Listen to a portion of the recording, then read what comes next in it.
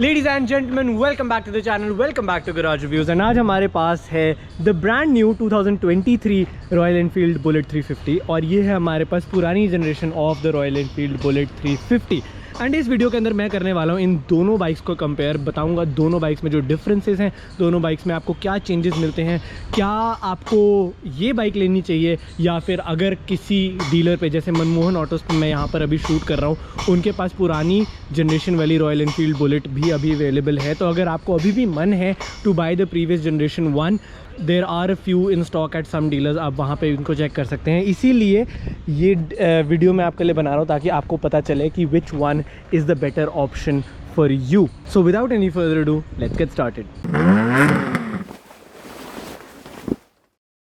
सबसे पहले बात कर लेते हैं विजुअल डिफरेंसेस की। एंड सबसे पहला डिफरेंस जो आप देखेंगे वो है इनके हेडलाइट्स का।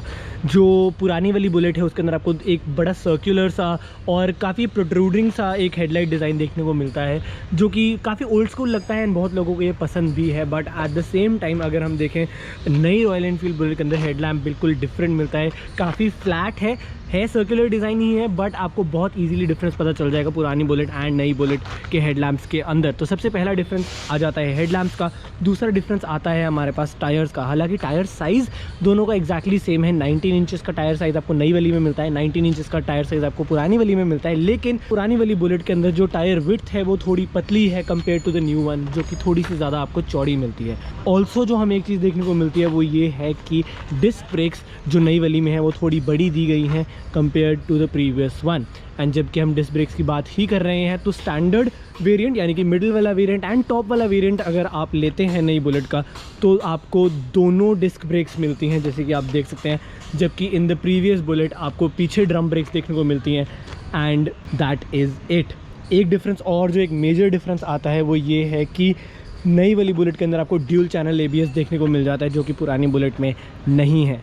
कुछ और डिफरेंसेस की अगर मैं बात करूं तो इंडिकेटर का स्टाइल आप देख सकते हैं, इसके अंदर एक ट्रांसपेरेंट डिज़ाइन दिया हुआ है, जबकि इन द न्यू बुलेट आपको मिलता है एक ऑरेंज डिज़ाइन।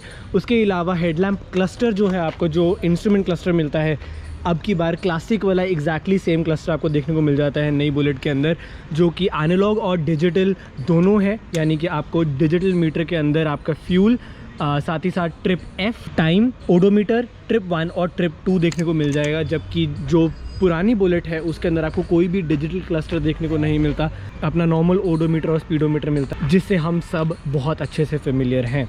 साथ ही साथ एक और अच्छा चेंज जो देखने को मिलता है वो ये है कि पुरानी बुलेट के अंदर आपको कहीं पे भी कोई चार्जिंग एस्पेक्ट देखने को नहीं मिलता, जबकि एक नई बुलेट के अंदर आपको यहाँ पर एक USB चार्जिंग पोर्ट देखने को मिल जाता है, जो कि मेरे हिसाब से काफ़ी अच्छी एडिशन है। जिन लोगों को राइडिंग का शौक़ है, जिन लोगों को राइड्स पे जाने का शौक़ है, उनको पता होगा कि जो लोग गोप्रोस चलाते हैं उनको अब राइड्स पे जाते हुए अपने गोप्रोस चार्ज करने की दिक्कत नहीं आएगी। नॉर्मल सिटी में अगर आप वो चला रहे हैं तो आपको फ़ोन्स वगैरह चार्ज करने में दिक्कत नहीं आएगी, जो कि I think is a good modernisation, जो कि एक अच्छा फीचर है, is a welcome feature.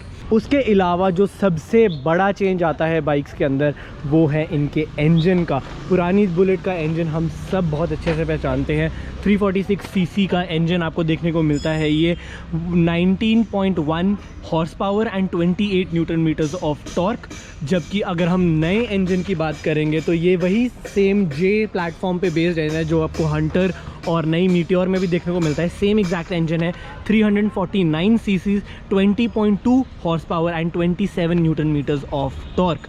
Mileage की अगर मैं बात करूं, क्योंकि ये सेम हंटर और मीटियोर वाला सेम इंजन है, 35-40 के आसपास आपको माइलेज एक्सपेक्टेड है इससे, एंड पुरानी वाली से अगेन 35-40 की ही माइलेज एक्सपेक्टेड है। कोई बहुत ज़्यादा डिफरेंस आपको माइलेज में देखने को नहीं मिलेगा।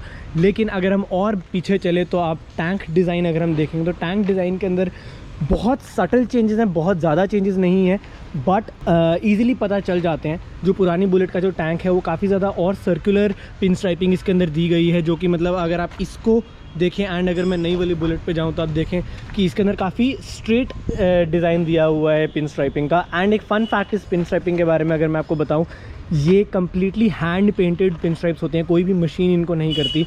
ये एक बहुत ख़ास बात है बुलेट की, इसके अंदर एक ह्यूमन टच दिया गया है क्योंकि all of this pin striping is actually done by hand. साथ ही साथ अगर मैं सीट की भी बात करूँ, जो एक और डिफरेंस आ जाता है दोनों बाइक्स के अंदर, तो इस पुरानी बुलेट का अगर आप सीट डिज़ाइन देखेंगे तो काफ़ी पतला डिज़ाइन है एंड वही सिंगल सीट डिज़ाइन आपको देखने को मिलता है, जो कि दिखने में अच्छा है एंड बहुत लोग इससे प्यार भी करते हैं। But then the issue is कि ये over the long period of time काफ़ी लोगों को अनकम्फर्टेबल लगता है, लेकिन नई बुलेट के अंदर उसको फिक्स कर दिया गया है। सीट थोड़ी चौड़ी कर दी गई है, वही रहता था सिंगल सीट डिज़ाइन ही है, but it is much more comfortable. साथ ही साथ मेजर चेंज एक और जो आता है वो है हमारे एग्जॉस्ट पाइप के चेंजेस में। एग्जॉस्ट पाइप अगर आप इस बार देखेंगे तो कुछ इस टाइप की आ जाती है, पुरानी बुलेट की देखेंगे तो कुछ इस टाइप की आ जाती है। सुन लेते हैं दोनों की आवाज़ भी जस्ट अभी। सबसे पहले सुनते हैं नई बुलेट की आवाज़, तो इग्निशन हम ऑन कर देंगे। एंड इस बार एक और मेजर डिफरेंस जो आपको दोनों बुलेट्स में देखने को मिल जाता है, सबसे पहले तो नई बुलेट के अंदर अब कोई भी किक स्टार्ट नहीं मिलता आपको, सिर्फ और सिर्फ इग्निशन स्विच है जो कि यहाँ पर दिया गया है, जबकि पुरानी वाली बुलेट के अंदर आपको कोई भी सेल्फ स्टार्ट नहीं देखने को मिलता, but it does only have that kick start, जो कई लोगों के लिए एक डील ब्रेकर भी हो सकता है। ये एक किक स्टार्ट बहुत फेमस चीज़ है, काफ़ी यूज़फुल चीज़ भी है actually to be very honest, जो कि नई बुलेट के अंदर अब निकाल दिया गया है। बट इसी के साथ अगर हम सुने इस बाइक की आवाज़,